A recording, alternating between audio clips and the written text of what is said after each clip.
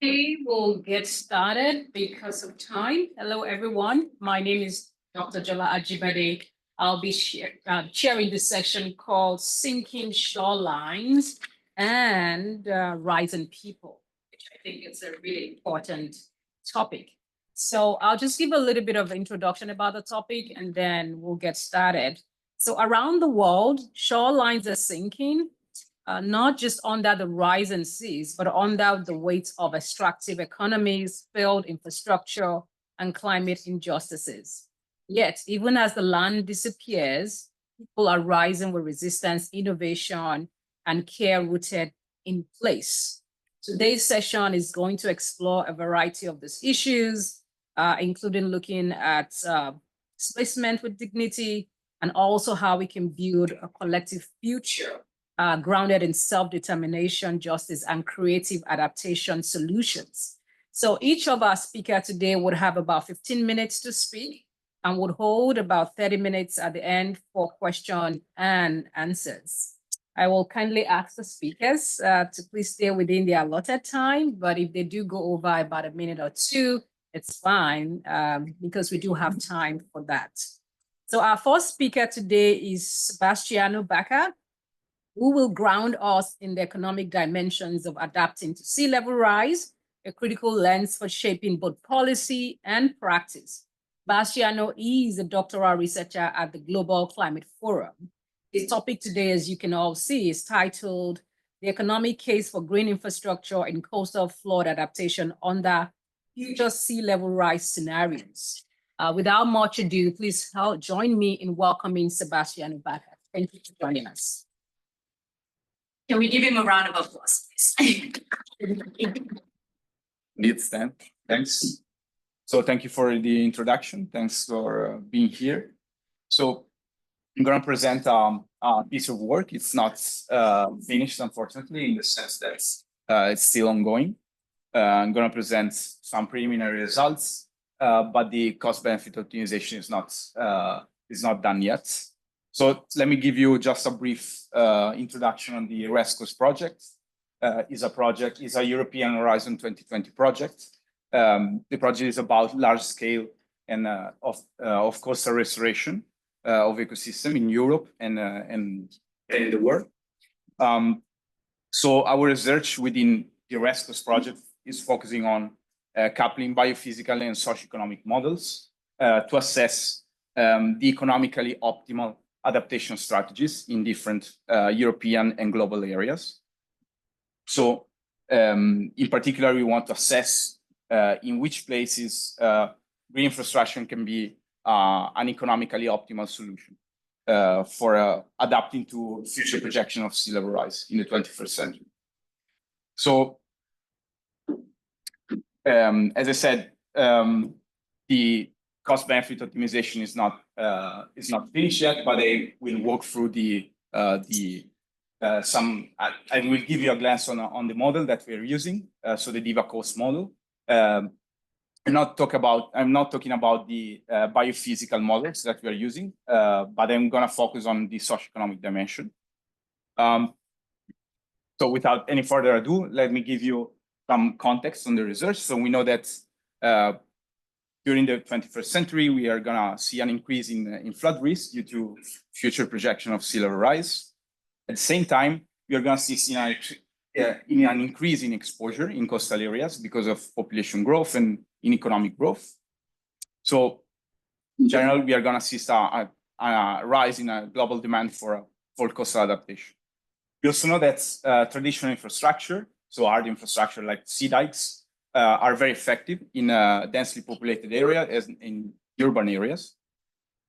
But at the same time, hard infrastructure can be very expensive, especially in terms of maintenance costs during the 21st century. So for rural and less populated areas, those kind of strategies are a bit, are not very suitable because of the high costs. So just to prove a little bit my points, this map is taken from a Lincoln Hinkle paper in 2018. So the map is showing in green the areas in which hard infrastructure are economically optimal under all climate scenarios considered. And the red shorelines are showing the areas in which the cost benefit ratio is under 1, considering all the climate scenarios. So our research question is basically assessing in which area green infrastructure and coastal restoration can be a solution for coastal flooding and sea level rise. So just to give you a little bit of bird view on the adaptation strategies that we are considering. So we conceptualize 3 main macro strategies. So the first one is gray, as I said. So this strategy is suitable for urban areas and densely populated areas. Consists in building sea dikes, so the capital investment plus the maintenance costs over the 21st century. Then we have the hybrid strategies. The hybrid strategies are a little bit in between gray and green. So in the case of adding sediments, so we are talking about sediment nourishment, so increasing the sediment availability in coastal floodplains, while the last 2 in hybrid strategy are removing sea dikes and adding sea dikes, which means basically managed realignment. So the cost of breaching dikes and where it's needed, building a new dike line further inland. And finally, we have the green strategies. So retreating from the coast, basically. So it's coastal migration. I'm going to detail in the cost and benefits, how we frame cost and benefits. I just want to mention the biophysical link of those strategies. So basically, we know that having sea dikes, so hard infrastructure on the coast, will impede coastal wetlands to cope with sea level rise. So that's the main driver of coastal wetlands loss. And so the biophysical link is the wetland squeeze. So if we have hard infrastructure, coastal wetlands cannot cope with sea level rise. Then we have the interaction with the hybrid strategies. So if we add sediments, if we nourish, wetlands will have more sediment availability, so they will build up vertically. And then finally, in managed alignment and retreat, we are going to increase the coastal space for our wetlands to allow them to migrate on the floodplain. So just to mention, the DIVA coastal model is a coastal impact model, is available and open source. So this is the QR code for the GitHub repository. And we are going to use the DIVA coastal model to see, to project sea level rise. So it's based on SSP and RCP scienarios. And it's coupled with the global wetland change model from Schuerg and colleagues. Unfortunately, I don't have the time to go into details in the biophysical modeling, which is quite fascinating. So on DIVA, we have a coastal representation. So we have coastal floodplain. And on the coastal floodplain, we need to know where are the wetlands. So we use remote sense data on coastal wetlands to map coastal wetlands on DIVA floodplains that are represented in yellow. So on the left panel, you can see the coastal wetlands in the North Sea between the Netherlands and Germany. And on the right panel, you can see the Sundarbans mangrove forest in the Ganges Delta. So I'm going to talk a little bit about the benefits that we are considering. So we frame the benefits from coastal wetlands as coastal protection ecosystem service. So wetlands can provide coastal protection. So there are 2 ways to cost, so to say, those benefits. So one being the avoided damage methods, which take into consideration the attenuation, the surge attenuation provided by coastal wetlands. And the other one is the replacement cost, which is lying on the same mechanism. So coastal wetlands are providing surge attenuation. Then you need lower dikes on the coast. And that means you are saving costs on maintenance dikes through the 21st century. So just to give you a graphical representation of the methodology. So as I said, replacement cost means that if you have more wetlands on the floodplain, you need a lower dike. And avoided damage is framed as you're going to have less expected annual damages. So just to show some preliminary results, so we computed the coastal protection benefits of coastal wetlands globally. So as you can see, these numbers are the annual protection benefits provided by coastal wetlands. And as you can see, replacement costs yield much higher estimates compared to avoided damage. And this is explained by the fact that man-made alternatives are rarely the cost-effective option to substitute for ecosystem services. So how do we frame costs? So in managed realignment, as I said, you need to breach the existing dikes where they are. And in some cases, you need to build a new shorter dike line further inland. So these are the two costs associated to managed realignment strategy. And we want to cost the managed realignment strategy by taking a set of representative managed realignment real cases and build a sort of archetype classification to use in our model.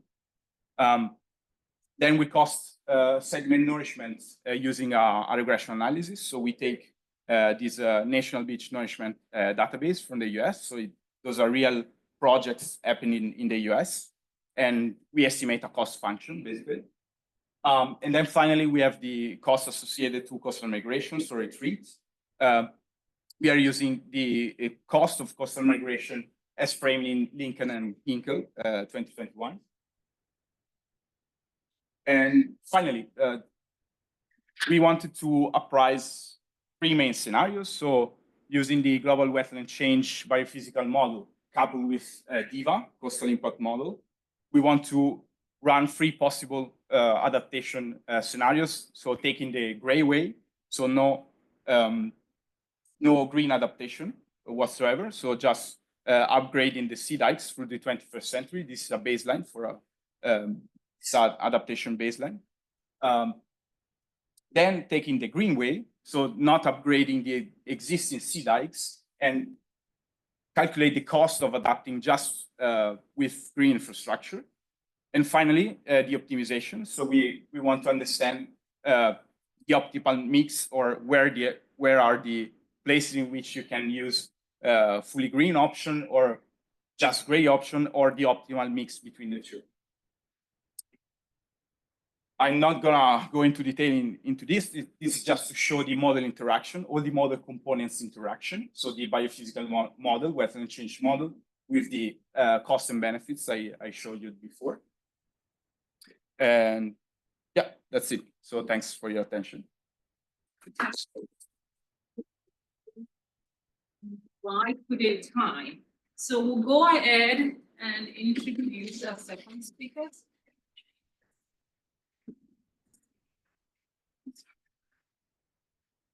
Can you help, Christiana? Adriana, sorry. Just to move the second. Just minimize this thing. Got it?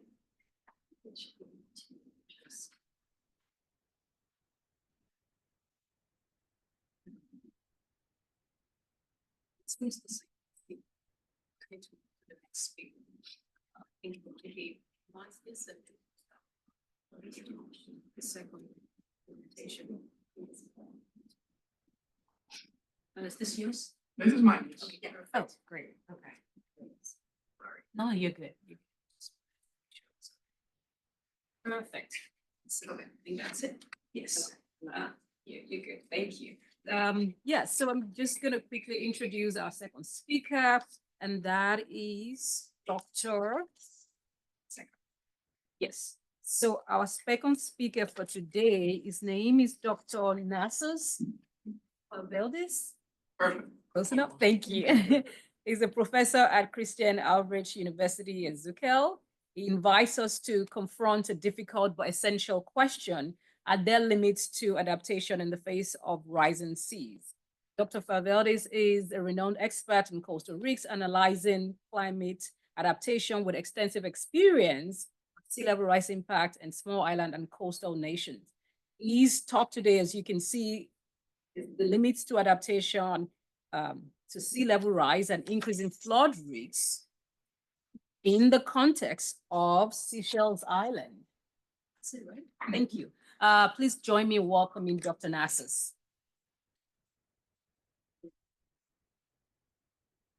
Thanks, John, very much for the introduction. I will try to present some ongoing work. I mean, it's at a late stage, but we still have a year in the project regarding Seychelles. I'm not a renowned expert in small island developing nations. Actually, no, that's okay. I mean, it's nice to hear actually, but it doesn't fully reflect reality. But this is a very interesting project where we learned a lot about small island states, and maybe hopefully, one day I can even become a renowned expert. So I will be describing the Adjust project. This was a very interesting project. Is actually interdisciplinary. I mean, truly interdisciplinary, run by philosophers, ethics philosophers, and it's about financing adaptation to climate change in the global South. It's about the practical and fair distribution of adaptation resources, and basically, I was involved in the work package where we had to do a case study, and that had to do with vulnerability to sea level rise in Seychelles. I will, in my talk, I will just give some information about Seychelles for those who might not be aware. I was not when we were starting the project. Discuss about how we designed the project and the methods. I will maybe give a little bit extra information on this because it might be relevant to similar applications in other small island states. Show you our results, or some of our results, at least they're not, some are preliminary, and conclude with a few messages, insights, and maybe a discussion later. So for those of you for those of you who don't know, Seychelles are, I mean, really, from my point of view, in the middle of nowhere. Very small, you can't even see them on a global map. And it's a small island developing state. Developing is a bit contentious. In some contexts they are, in some others they're not, because I think it's the most rich African state in terms of GDP, but definitely not a rich state. The population is approximately 100,000 people. It's rapidly increasing, mostly due to migration. It's highly developed along coastal areas, and this is pretty interesting. Tourism mainly, and housing, so residential areas. Very high biodiversity. I mean, the Seychelles are very proud about their biodiversity. There are very strict laws about biodiversity, but mostly with respect to the higher areas, to the highlands. I mean, the elevations go up to almost 1,000 meters on the island. And this is a bit not so typical for small island states. And there are very strict laws about actually building on the highlands. The economy is very heavily based on tourism. Basically, it's the only like really important activity economically wise, at least, and fishing is secondary to. There are 3 main islands. I mean, there's a total of 115 islands, Seychelles, but there are 3 main islands. Sorry, I forgot to put the names here. Mahé, Pralin, and La Digue. Mahé is the largest one. Sorry, this one here. Yes, and here I'm showing the low-lying areas, areas below 3 meters. This is just to indicate elevation and maybe some at least preliminary idea of exposure. So what we did there, I mean, risk assessment basically, and there's a big need for risk assessments. They need to decide, they need to make decisions that do not only concern now but also the future. So we knew how to do risk assessments in other contexts, and we tried to transfer our methods and our knowledge. We used a range of physical and socioeconomic scenarios. We basically used the IPCC scenarios, but adapted them to local contexts. We used hydrodynamic modeling to estimate flood risk. We did several workshops to co-design, so we wanted to find out what the questions are, but also afterwards to help us evaluate our results and make them, improve them, make them more realistic. We had a lot of expert interviews on adaptation preferences. As you will see, we did some simulations on potential adaptation solutions or options, and we wanted to use things that are realistic for the island, or at least that the stakeholders consider realistic, and also how they perceived these adaptation measures would perform. And we have throughout the project a very, very good, my experience has been a little bit unusual, very good and close cooperation with local stakeholders, decision makers throughout the project. It was and very nice people. We could exchange opinions. I mean, of course, there's questions, maybe some conflicts in results and stuff, but it was a great cooperation. These are the sea level scenarios that we use. We took the IPCC scenarios, 3 main scenarios: low, intermediate, and high. High doesn't mean the highest possible. This is the 50th percentile. I don't want to get into details. Sea level rise can be much higher than what we see here, but we are at about 90 centimeters until 2100 for the high-end scenario. We considered also that population does not remain constant, which is a thing that's quite often an assumption quite often made in assessments. So we took 3 population scenarios where population is increasing, not so rapidly as it is currently. This is according to the UN projections not to be sustained most likely, but also population is dropping in some of the scenarios. And just to give you an idea, I mean, these kind of assessments are difficult, especially when you're looking at adaptation. You need a lot of information, you need a lot of model runs. And this is just like 3 scenarios, 13 time steps. We produce results every 10 years, 3 main islands. This is 117 model runs. Each model run takes from a few hours to a couple of days. So this is a lot of processing which needs to be automated, needs to be evaluated. It's not just we did a couple of runs and we were done with it. And of course, 117 were the good ones. There was about 500 or 600, to get to know the model, calibrate it. So for those who might be interested, we used relatively simple, not very simple, hydrodynamic model, which estimates how water will flow in response to this environment. We use as input data land elevation and topography. You can see there. We use land use. We want to see how water flows over the land, and we force the model. We bring water in from the coast, following data on previous high water events. Right. So very simple process. Hydrodynamic. The flow of the model is calculated by equations, and we get flooding basically for this specific event. Just to show you some results, some outputs, basically, this is the baseline, so 2030. And this, you can see the inundation depths in very light, kind reddish purple for an intermediate scenario. And you can see how this, you cannot see much. In 2050, there is a slight increase. We go back, so very small change, but things start getting a little bit, more flooded basically in 2100. This is an intermediate scenario. This is for the high-end scenario where sea level is rising faster. And there you can see kind of substantial changes in 2100 for the islands.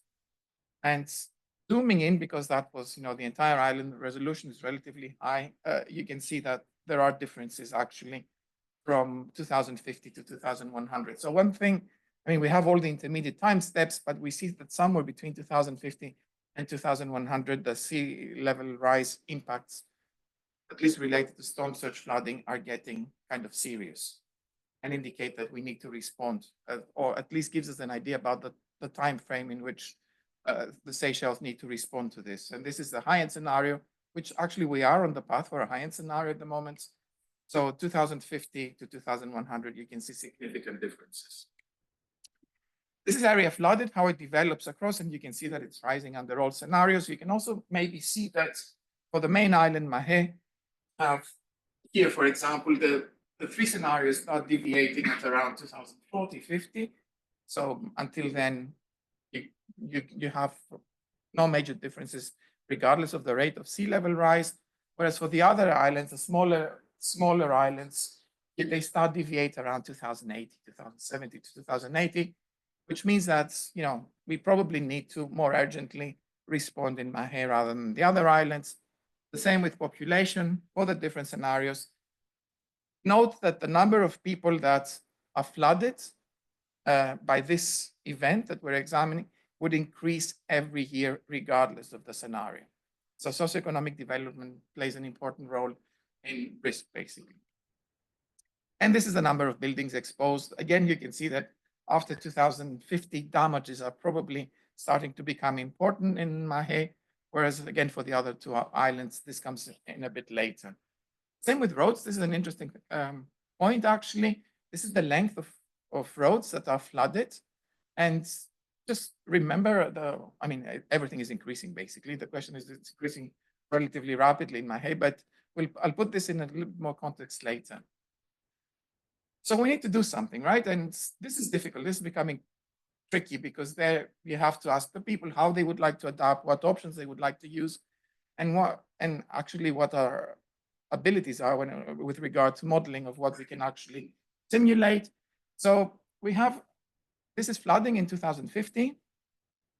And this is what happens if we put dikes that are 1 meter high. Dikes, you don't need to imagine dikes in the form that you can find them in Western Europe, or you don't need to imagine seawalls. I will show you maybe some examples, but hard protection, right? And at no point am I suggesting that this should be the solution, but we are exploring a possible solution, which was indicated by the stakeholders. So this is 2050 again. This is 2050 with 1 meter by raising dikes of 1 meter, which is relatively low. And this is putting high dikes to the higher dikes to the height of the main event or the highest event that has been observed by the tide gauge records on the island. You can see that dikes seem to be very effective in 2000, right? Now this is 2100. That would be flooding without dikes. And here we raise dikes by 1 meter. And you can see, I mean, there are differences, but flooding remains substantial. And even with the very high dikes, you still have a lot of flooding. So it seems like dikes, by the way, we have made an assumption that we protect areas that are densely populated with dikes, or urbanized. So urban areas are protected by dikes, rural areas are not. So you can see that there is a limit there with how effective dikes are. And this is important because if we build dikes, we're locked in. I mean, we don't have the option to, for example, take them down. It's not easy to remove them at some point, and we need to maintain them constantly. So you would end up here in a situation where you would have high dikes, you would maintain them, and they still would not provide a real protection for a high-end event. We also saw, these are some kind of additional runs. I just wanted to show one thing here. If I did the thing, right. So this is a wetland area, and you can see that it's not very flooded very much in 2050. It's flooded much more in 2100 and even more in 2150. And this is the intermediate scenario. And it shows, we have other results to support this, that wetlands do buffer flooding. The problem with those areas is that there are plans, or there have been plans until these simulations came out, to develop them, to build resorts around them, right? So indicating that wetlands can be, but by the way, the water that gets collected in these regions would escape and go to other regions if we block the ability of water to penetrate in the wetlands. So this shows that wetlands need to be maintained, possibly even restored, because there is some damage to wetlands, and it could be fairly efficient. We have several examples. We haven't fully analyzed all the model outputs, but it's quite clear that wetlands have a protective function there. This is how, these are water levels basically, right? So this kind of typical wave pattern. And this is the point where streets would get flooded, right? So in 2060, you have this red dots when the water level reaches this, this is from a long time record, like an annual time record. And the red dot shows that streets are flooded. Now look what happens as sea level rises I think this is an intermediate scenario, every 10 years, the number of events where roads are flooded increases dramatically until the end of the century. This is serious disruption because the main road arteries go along the coast, which means access to hospitals, access to services, the main industrial activities of the Seychelles, where they store oil, fish, are all along the coast. So these places become basically non-accessible several times in 1 year, and several times in specific seasons, for example, October to December. The gap is because there were no data from this year where the high events happened. So what we're trying to do now is we discuss with stakeholders, we take our results, we try to contextualize them, discuss with stakeholders in which direction we're going to go, what kind of decisions we're going to make, what plan we're going to follow to implement the different options and how meaningful they are. And this is work in progress. We've had a workshop. We are kind of analyzing results now. But one thing that emerges is that there needs probably to be a discussion at least about setbacks. This is a no-go in Seychelles. Its development is entirely focused along the coast. Actually, people are building into the sea. It's the only areas where you can actually claim land. You cannot go higher up towards the mountains. There are a few houses, but you're not allowed to do that. So basically, increasing population, we don't have vertical development. Buildings are not getting higher. People are essentially building, moving towards the sea. And this is something that needs to be discussed because it will not be possible. It's not sustainable. So a couple of messages to summarize all this. It looks like sea level rise impacts will accelerate for Seychelles main islands. 2050 is a kind of, should be a critical year for Mahé. This will come up later for other islands. Looks like hard protection will not be effective in the longer term. So we need to consider, to what extent and how we protect. By the way, this is an AI generated picture. It's because, also you cannot put hard protection along Seychelles coast. So it doesn't make sense. So you don't want sceneries like that, views like that probably on the island. But hard protection is not necessarily even an effective solution, whereas in most cases it would be. We also checked soft protection, so beach nourishment. Beach nourishment did not seem to reduce flooding. I found this a little bit strange. Probably we could not extend beaches enough. There's no space to do so because it's pretty effective in Northern Europe, for example. However, beaches would definitely be effective in reducing flooding from waves, which is something that we did not check in our models. There was no way to find data on waves. Preserving coastal wetlands can effectively help in buffering flooding, implementing nature-based solutions. It's not very easy. I mean, it's also difficult to restore wetlands. I mean, mangroves are dying and it's very difficult to restore them. They do die off eventually. So this is not an easy task. Seychelles urgently need to limit the development in floodplain. Not quite sure what solutions there should be there. Building higher would be an option, or higher, I mean, not higher elevation, but higher buildings, and possibly moving in specific areas, at least towards the mountains. It does not make, it's crazy to build into the sea. And retreat appears to be unavoidable. I think the results are initiating some discussions. People are not happy to retreat, obviously, but it is an option that needs to at least be considered or at least discussed. Whether we can generalize our findings for other small island developing states, nations, I'm not so sure. It depends. Definitely the methods. There's a huge lack of data. Even when data exists, they're scattered, they're difficult to put together. But these assessments of risk, impacts, vulnerability are absolutely necessary for planning. As I said, I'm not quite sure if we can extend the methods can be applied probably to a large extent, but research or the questions need to change. And actually the philosophers and the ethicists are now trying to use the results and see if and how they can be used to support fair and equitable distribution of adaptation funds, firstly within the islands, and then maybe giving hints about how this can globally be done. So thanks very much, and happy to answer questions later. Thank you, Dr. Nassos. Thank you very much. Thank you. We'll move to our final speaker for today.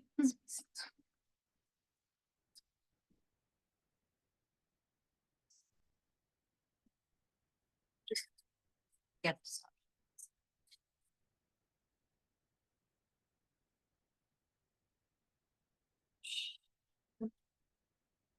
Very good. So our final speaker this morning is Sonali Manimaran. Is a PhD candidate at Nanyang Technological University. She brings us to the Philippines, where the boundaries of staying and living are increasingly blurred by climate risks. Our talk today will look into between flood and flight, the spectrum of climate mobility in boreholes, coastal community. Hopefully she'll be exploring how people make decisions not just out of necessity, but through complex negotiations about place, identity, and possibilities. Please join me in welcoming Sonali this morning. Thank you for joining us. Hello, everyone. I hope you're able to hear me well. I'm sorry that I'm not able to be there with you in person today, but glad to have the opportunity to share this book with you virtually. So today I'll be sharing the work that we did in Bohol in the Philippines, looking at the coastal flooding that communities experience there, as well as what their responses has been in responding to this flooding. But before I launch into the study, I wanted to start with what has been the public discourse on the topic. So in the media, we've seen some pretty bold claims talking about climate displacement, climate migration, claims such as millions of people are expected to migrate.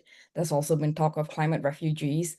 But I think probably the audience for this conference knows quite well that this is an over-sensationalized claim. It's not going to be quite this severe, and there's quite a lot of nuance that is ignored when such claims are made. And what these claims do is to present a pretty stark binary in that some people will stay and some people will definitely have to leave their homes. But I think certainly this audience is aware that there's quite a lot of nuance that needs to be taken into consideration when we think about climate displacement. So on that note, certainly environmental drivers do not act in isolation. They're often acting in conjunction with other economic, political, social drivers. And when we are talking about the outcome of these drivers, it's not just one-dimensional. We have to be thinking about what spatial scale we're talking about. Is this happening in within a country's borders? Is it happening between borders? And how long is this movement going to last? Is it something that's just short term? Is it something that might be more permanent? And also, who is actually moving? Is it the individual or is the entire household moving? And to what degree do these people or these households have agency in making these decisions? Are they being forced to move? Do not have a choice over this? Or are they taking a more longer term view to manage risks they think they might face and therefore choosing to migrate? So to capture some of this nuance, we are looking at this as part of the Southeast Asia Sea Level Rise Program. It is a program conducted by various research groups in the Earth Observatory of Singapore, looking at the various physical processes and dynamics of sea level rise in the region, including as well as impacts that these processes will have on communities. And my work has focused on the mobility aspects of this. Lastly, what I've done so far is to look at the to produce various models to address mobility in Southeast Asia in various climate change scenarios. So building housing damage and displacement curves, correlating the probability of displacement to housing damage using rich data sets from the Philippines, and also building a probabilistic risk model based on this for Southeast Asia.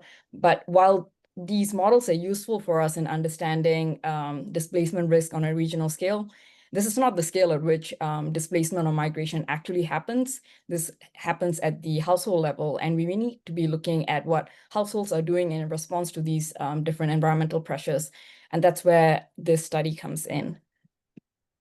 So Bohol is a very interesting case study because of what has happened in recent years that sort of emulates what future sea level might look like in different locations and what the mobility dynamics will be in response to that. I'll elaborate on that in a second, but just some quick background information for those of you who are not familiar with Bohol. So Bohol is located in the central Visayas region of the Philippines, and it is home to over 1 million people, lots of whom are employed in agriculture, a lot of whom are also in the fishing industry. It has a poverty incidence rate of about 20%. About a quarter of households do not have land tenure, and over half of households do not have access to proper sanitation. So some pre-existing vulnerabilities already present. But what I was talking about earlier in terms of the unique case of Bohol. So slightly over 10 years ago, it was struck by an earthquake that caused land subsidence of above a meter in the northern parts of the island. And what this has resulted in is relative sea level of a meter. And this has increased coastal flooding quite a bit in these locations in the north. And so in this sense, it gives us a preview of what future sea levels would be in several decades in other locations, but we're kind of already seeing this in Bohol. And another key thing to point out is that in 2021, the island was hit by Typhoon Odette, which you might have heard about. It was a huge typhoon that affected quite a lot of areas in the Philippines, including Odette. And lots of communities that we interviewed were also impacted by this event. And this also figures into their risk perceptions, which I will talk about soon. So the study, we did it with the Philippine Red Cross. They are running a program in the island to integrate nature-based solutions to reduce disaster risk. And this also gave us quite a lot of access to the communities and also key stakeholders, such as government officials, community leaders. So this was a larger study that looked at the community perceptions of coastal hazards, the value of coastal ecosystem services, opportunities for nature positive insurance, and also the adaptive strategies that communities have employed in response to coastal flooding, including mobility. So what we did was to go to 4 different coastal municipalities in Bohol, 2 of which were in the north, and these were the areas that subsided due to the earthquake and experienced quite a bit more coastal flooding, as well as 2 locations in the south. And we selected these locations based on some level of coastal flood risk, whether or not they had mangroves or prospects of establishing mangroves, and some variation in income levels. So this is ongoing work, and I'll be sharing some preliminary findings from the surveys that we've conducted. So pretty unsurprisingly, due to the land subsidence that occurred, for the locations in the north, communities reported that they have experienced increased flooding after the earthquake. So this is especially so in Inabanga and Tubigon, where there was subsidence that occurred. And they also reported that their homes were affected to quite some degree by the earthquake. And in terms of Typhoon Odette, virtually everyone we interviewed mentioned that they were affected by Odette, and the impacts included damage to their homes, damage to their livelihoods, and this especially affected people who were involved in fishing specifically. And keeping in mind that we conducted this in October of last year, and Typhoon Odette occurred in 2021, lots of people are still recovering from the impacts of the typhoon. Largely because they are unable to repair their homes due to a lack of funds. And we heard this pretty powerful quote from one of the government officials that we were speaking to, who said that they were not drowned by the typhoon, but are drowned by the debt. And this will certainly affect their resilience to any hazards that might occur now or in the future. In terms of coastal flooding, we saw that this occurs even at high tides. And actually, I wanted to highlight this at the start of my presentation to give you a bit more context. So I'm just going to jump back to the title slide. So this is one of our study locations. And if you can see, this island is a 2 hectare, slightly under 2 hectares actually. And as you can see, there's barely any elevation above the sea level. It's pretty much right on the water.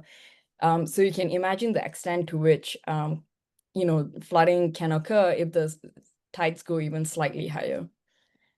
So that's to give you a bit of context. Let me go back to where I was. Okay, so as I was saying, even at high tides, there's flooding already happening in lots of these homes, especially in the north, where the subsidence happened, and this can reach the knee level or even waist level. And if tides go above 2 meters, this can result in quite a lot more inundation. Sometimes it can even flood the first floors of homes. And adding on to this, the Philippines experiences 2 main monsoon seasons, the northeast monsoon towards the end of the year, and the southwest monsoon more in the middle of the year. And when monsoons occur, there are typically stronger winds, which cause bigger waves. And this, when combined with the high tides, particularly the king tides and so on, can result in quite some significant flooding and can also persist for quite a few days. And the Philippines, as you may know, is also subject to many typhoons in a year. I think there's on average about 20 typhoons that happens in a year in the Philippines. And if something as severe as Typhoon Odette happens, this can completely destroy homes, can also completely destroy fishing boats, which, given that many people in the island are dependent on fishing, is quite devastating for the communities. So households are already adapting to these pressures in whichever ways they can in situ. So in Odette, there were quite a lot of coral reefs that were damaged, and households have excavated the coral reefs and have used them to build somewhat of a seawall to keep the water at bay, but also to prevent further erosion. They've also elevated their homes above the high tide levels, as you can see here, with stilts and so on. And there are also some sea walls that have been constructed around the island, but the communities we spoke to, they mentioned that these are often overtopped, and they are also not present in all parts of the island. So while there are adaptation measures, the effectiveness of them is not all that successful. And another thing that communities are doing is to plant mangroves. So they recognize the value of mangroves after Odette. They saw that the areas with mangroves suffered far less damage than areas without mangroves. So what some communities are doing, especially where they already have mangroves, is to try and expand the mangrove cover, but communities without mangroves, they are trying to establish them anew. But mangroves can't be planted everywhere. You need a muddy substrate for that. And many of these locations have sandy substrates. So the mangroves can't be planted there. And then in terms of mobility, we saw that temporary relocation is a very common strategy to cope with typhoons. So if you see on this graph here, lots of people said that they temporarily relocate due to typhoons and they return. We also saw some mention of permanent relocation, but this was the minority of households. One thing to note in terms of these relocations is that the behavior has now changed post Odette. So what happened during Odette was that Bohol is not quite in the typhoon belt of the Philippines, so they hadn't experienced many major typhoons. So when warnings were issued, they didn't evacuate immediately. They wanted to wait out, especially because the tides were low. So they made an assessment of the danger and didn't evacuate immediately. But once the typhoon hit, they were pretty much trapped in their homes and they had to seek refuge in the second floor of their homes, the ones who were able to, that is. And so now after Odette, their evacuation behavior has changed quite significantly, and now they are evacuating pretty much immediately once a warning is issued. The one additional note on the evacuation behavior is that it's not always the entire household that evacuates. A lot of men, even now, will still stay behind to look after the property, their boats, whereas the women, children, and elderly are typically the ones who evacuate. That's not to say that there isn't an awareness of future risks that these communities face, and actually they are quite aware of climate change and the risk that it would bring to them in the future. And we asked them about what they might do in the future in response to rising sea levels, more frequent coastal flooding, and so on. And communities express various degrees of willingness to relocate, especially if their homes become uninhabitable.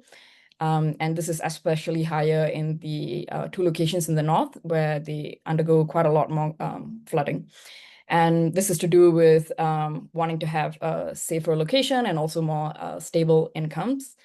But that said, it's not quite that straightforward. There are quite a few barriers to relocation. One is their reliance on fishing for income, and especially the islands that are quite some ways away from the mainland. If they were to shift to the mainland, then they would lose their fishing grounds and would not be able to make a living from fishing quite as easily. And even when talking about relocation, there are some plans to relocate these communities. The government has been developing these, but they do come with a cost, and this is not a cost that everyone can afford. And these relocation sites have been in preparation for a few years now, but are still not ready for communities to move in just yet. So we have to be quite mindful of communities who are at quite high risk and who are quite vulnerable, but may end up becoming trapped, especially if they don't receive sufficient support to be able to move. Another interesting thing that we saw was that the coastal flooding sort of adds onto the existing pathways of migration. So already lots of children and youth, they are moving away post middle school for higher levels of education. And where they find employment, they then resettle in these locations long term because it's more stable income, better income opportunities than they would have in Bohol. And it also adds to the resilience of their families back home because they're able to send home remittances. And this allows families to improve their homes and make them more resilient to the flooding pressures, make them more resilient to typhoons and so on. And we heard this sentiment expressed quite commonly in terms of parents saying that they want their children to have better lives, and they hope for their children to be able to move to safer locations and to locations where they can earn a better living. So to sum it all up, we've seen that mobility is multifaceted, multidimensional. It's not just one type of movement that exists. We've seen short-term evacuations, but also longer-term out-migration, and certainly a desire to be relocating to safer locations. But it's not just shaped by the environmental pressure, it's also shaped by a desire to earn a better living, to move for education, and so on. We've seen communities adapting in situ where possible, but we have to recognize that there are going to be limits to this adaptation. For instance, as a fisherman, if you're going to be facing flooding pressures that are quite significant in the future due to sea level rise, it's not going to be realistic that you can continue that line of work. And in terms of what this means in practically implementing solutions for these communities, we have to address the climate hazard for sure, but then we also have to keep in mind the other dimensions, the socioeconomic drivers. For instance, you cannot simply move fishing communities inland and expect them to start farming. This is just not going to happen. So there needs to be livelihood support also given to these communities if there's ever any kind of relocation. And that relocation always comes with a cost. And this is not something the communities themselves can always afford. So there needs to be some thought put into how this can be financially feasible. And in terms of the pressures that the communities are facing, it's both short-term and long-term. So there are rapid onset typhoons that are happening. For these, we need early warning systems. We need good construction of houses. But then in the long term, when the coastal flooding pressures become quite high, then there needs to be managed relocation of these communities to safer areas. So this was quite a lot of information. And if there's one thing that you remember from this, it would be that climate-induced mobility is not just a question of stay or go. There's quite a lot of shades of gray and nuance in this that we need to be mindful of. And with that, I would like to give thanks to the amazing team that we worked with from the Philippine Red Cross, both the project team and the incredible group of volunteers. I would also like to thank my colleagues from the Earth Observatory of Singapore, Marikar and Alina, and especially the communities themselves who were so generous with their time and to share their experiences with us. And thank you for your attention, and I'm happy to answer any questions. Thank you, Sonali, for that very interesting presentation. I want to thank all of our speakers. If you forward. So make sure, oh yeah, people can see. That's good. So I want to thank all of our speakers again for their innovative, very thought-provoking presentations. And we'll open it up to questions from the audience. Just so she can hear and see people. Okay. Yes. Questions to any of the speakers? Yes. I guess I'm trying to find a question that fits for all of you. So I'm a coastal geomorphologist, so I'm always thinking about waves and how these habitats, evolve. In some of the Philippine examples, there's not much habitat left in some of those islands, clearly.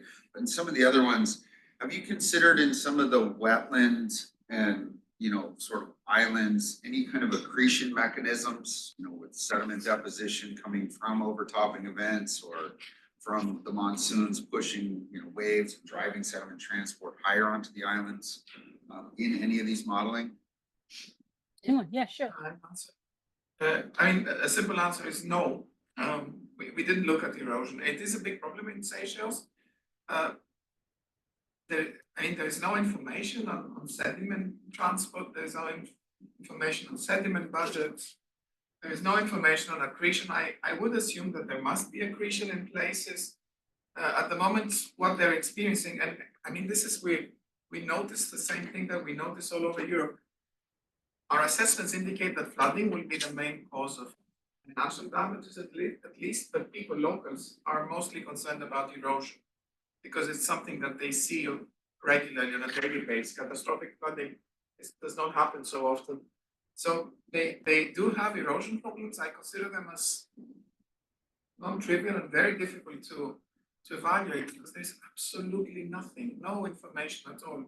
So, and also initiate, we had some equipment, we had some colleagues who were interested. It's very difficult to initiate projects there. It's very far.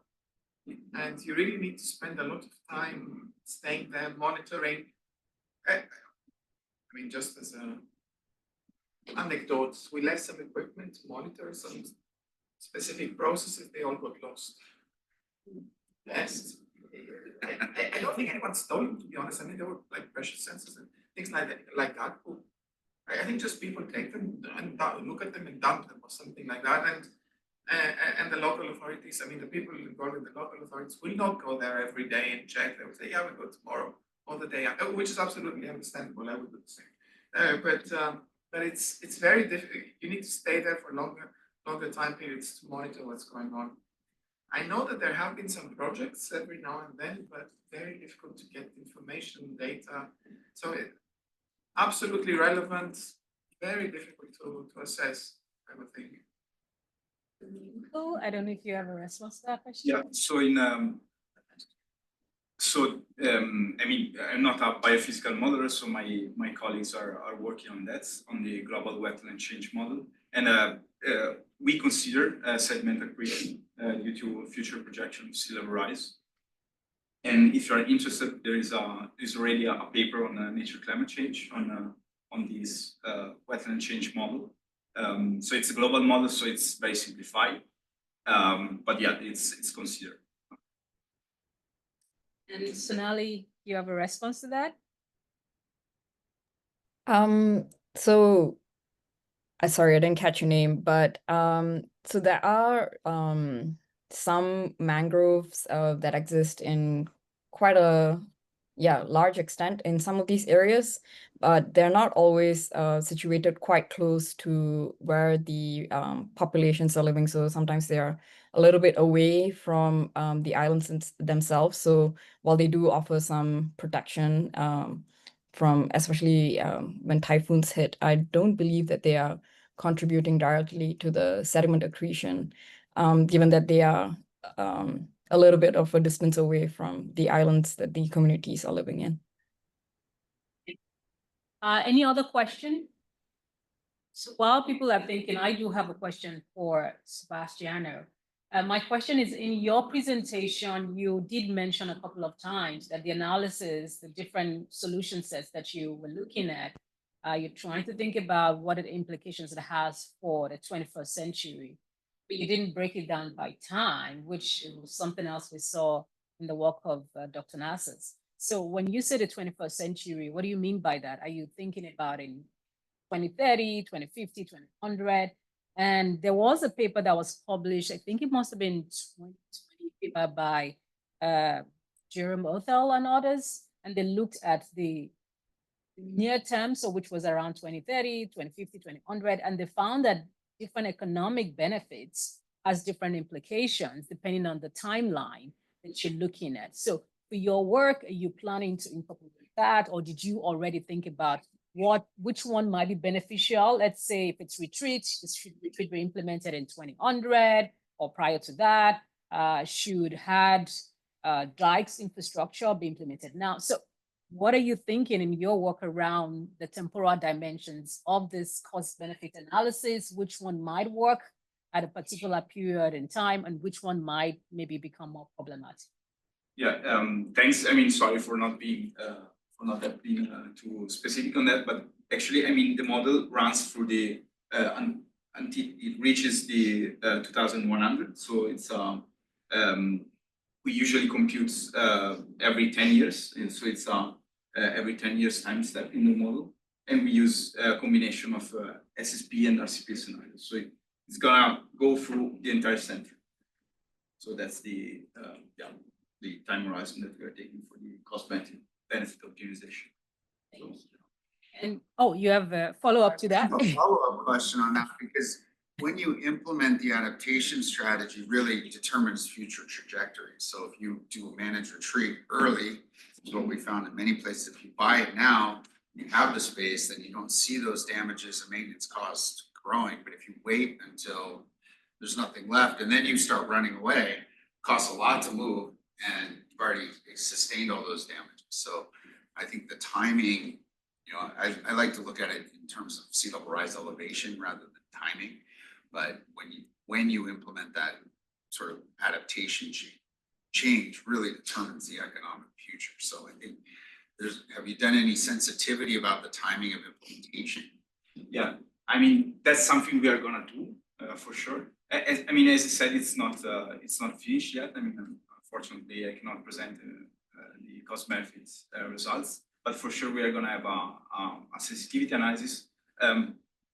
Also on the climate scenarios that we are considering, because that's also a determinant of you know, future damages or lock-in strategies. Because as I said, I mean, if you adopt very early a certain strategy that, for example, if you implement sea dikes, you're gonna assist to an increase in maintenance costs throughout the 21st century. So we are considering that using the expected annual damages basically and residual damage and so on. So we are gonna for sure do a sensitivity analysis. If I can ask a question for you, Dr. Nassos. So in your work, you did include the temporal dimensions, so 2050, 2100, 2050 as well. It is a browse for 2000. Yes. So I'm just thinking about how this different presentation connects, but I didn't see a conversation around the economics in your own work. And what I mean by that is just as, sorry, what's your name? David. Just as I said, you know, I know for Seychelles Island, and my brother went there and he had a great time. It's a huge tourism area. It's a big economic, the tourism there, but also the land and the sea. It's a way people make money, not just their livelihoods, right? And so the economics also matter in terms of the different implementation of choices of adaptation. And so as you was in your presentation, you did mention that, you know, people keep building or they keep building along the ocean, partly because maybe, you know, that's how you make money. Some people because of the tourism.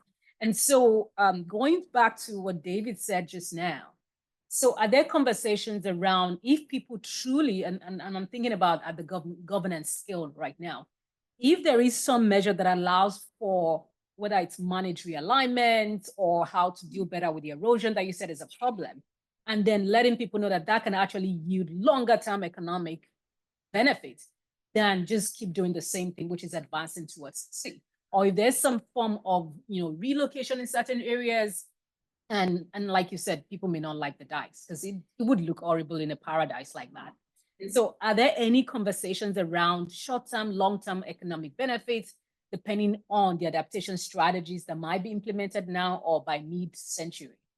I mean, I don't want to speak as an expert on Seychelles. I mean, I've been there 3 times. I mean, I stayed a bit, I talked a lot with people, but so I'll just communicate my personal impression. Sure. I think Seychelles went through a major shock during the COVID period, which was the beginning actually of the project, where they realized that, you know, sole reliance on tourism income can be, you know, catastrophic. It makes them extremely vulnerable to external shocks. And I think there is a clear effort to diversify. And I believe, I mean, the assessments that we do, we try to include an economic component. We're not economists, but we're looking at, for example, assets exposed, numbers of people. So these are the risk indicators. I mean, it's also very interesting that even small rises in sea level would completely make the port area, which is, you know, they have all the fridge there that keeps the tuna fish that gets collected from the shipping from fisheries. You know, they're lying like 20 centimeters over the sea level. You know, if they get flooded, it's going to be a major destruction. They have the oil reserves there, which they use also to benefit because of they store oil there and try to take advantage of changes in oil prices. So all that would be like a catastrophic. There could be catastrophic impacts in case of a flood event. So we have brought these discussions forward. I mean, people are aware. I mean, we didn't reinvent the wheel or something. But it's interesting when people see those flood maps, they also realize that yes, they are realistic. I mean, they know that flooding has been happening there. We tell them also that we don't include waves, we don't include compound flooding, which is very common in Seychelles, like rainfall. And these are major drivers. I mean, I wish we had more data to call that. And we don't want to do very generic storylines and scenarios. So people are aware that damages can be substantial economic damages as well. And I mean, these are not easy discussions. As you say, there is easy ways to profit, but they definitely need to steer development away from the coast. I mean, this is not so bad. By the way, I mean, speaking about all that, there is land reclamation. There is a lot of land reclamation. It's a very complex issue. You know, the protection of Seychelles was based also a lot on coral reefs. Coral reefs in Seychelles experienced two major shocks. 1998, the El Nino year, where they died off. And shortly after, 6 years later, the Thailand tsunami, which completely destroyed the reefs and increased flooding and damages from flooding. So people are aware, but it's difficult to change things. Things have been working like that for a long time. And I think studies like this and collecting data, we try to bring people to provide like training on the methods that we use. It will take time and it needs long-term projects. So we had a 5-year project. It's not enough. You need 10, 15-year projects. Right. You need to train people. It's a lot of work. I have another question. Does anyone want to go?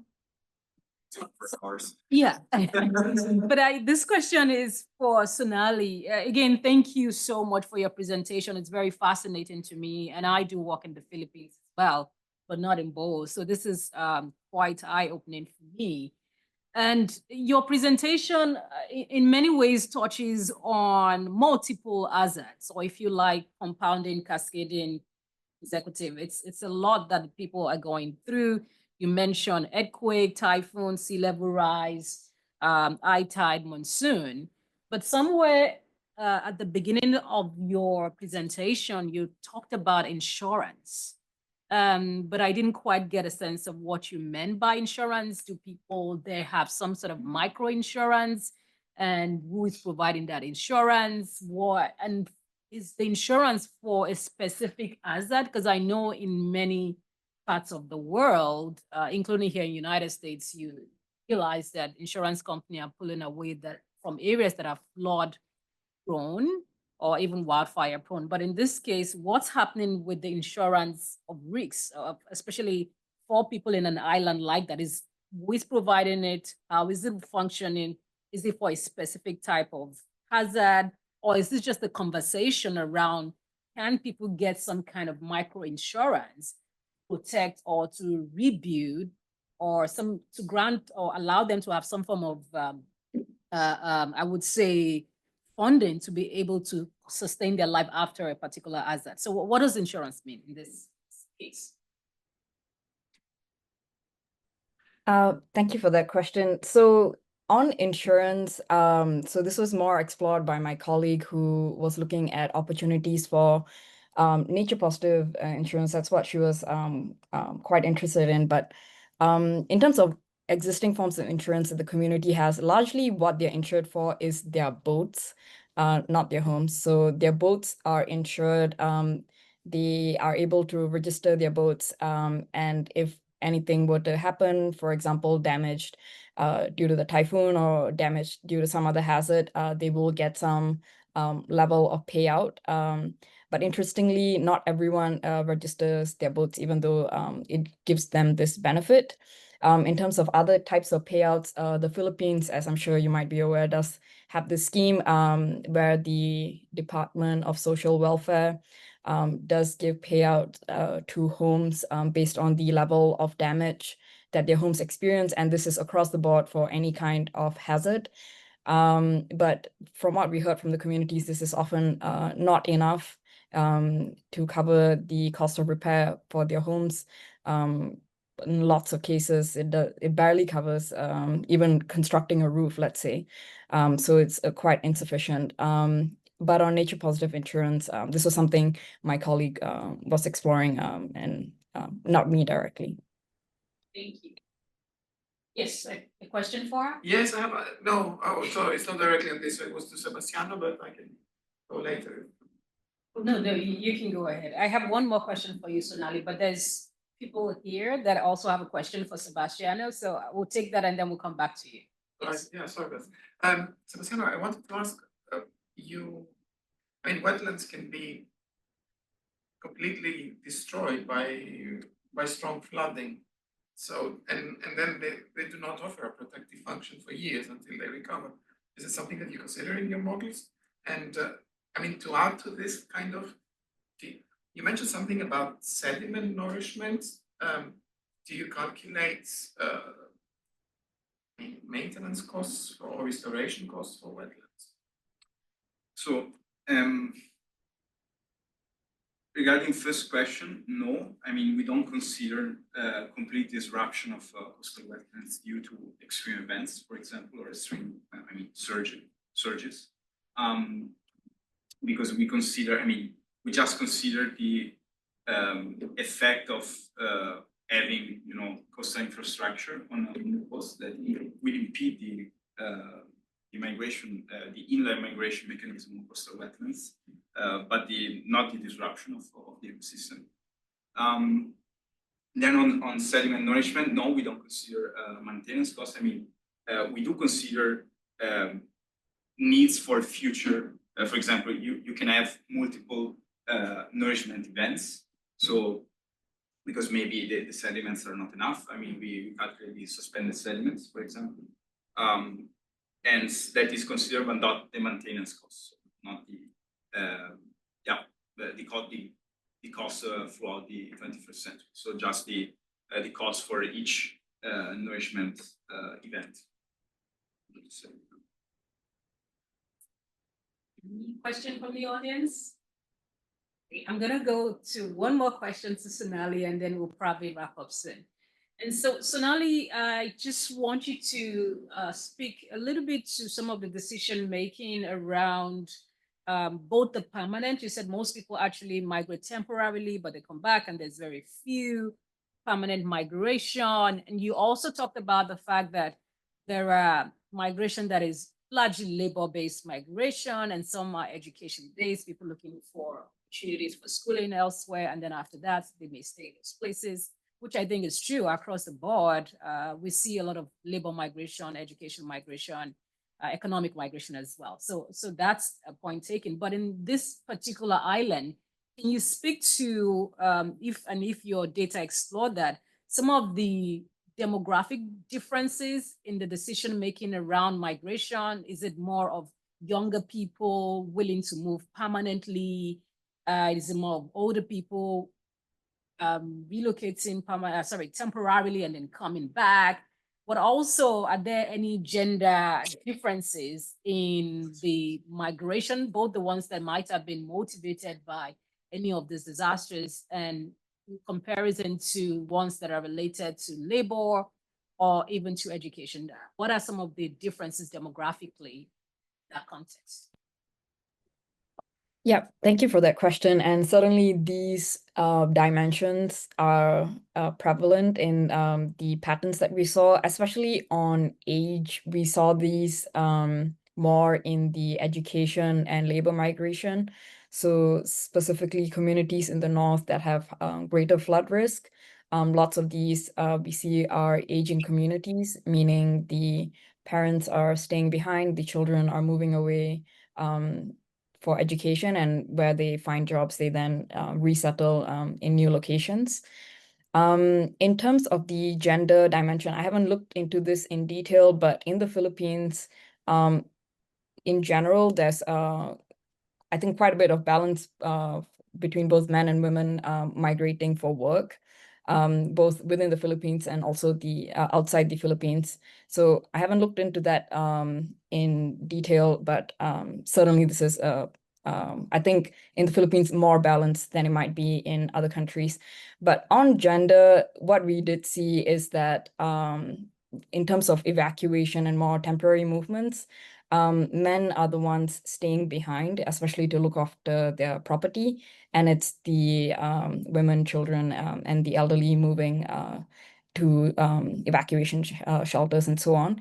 And even the fisher folk that we spoke to, who expressed that they would be willing to relocate permanently inland to more safer locations, they mentioned that they would move their wife and kids inland, but they still plan to return to these islands, but they have better opportunities for fishing.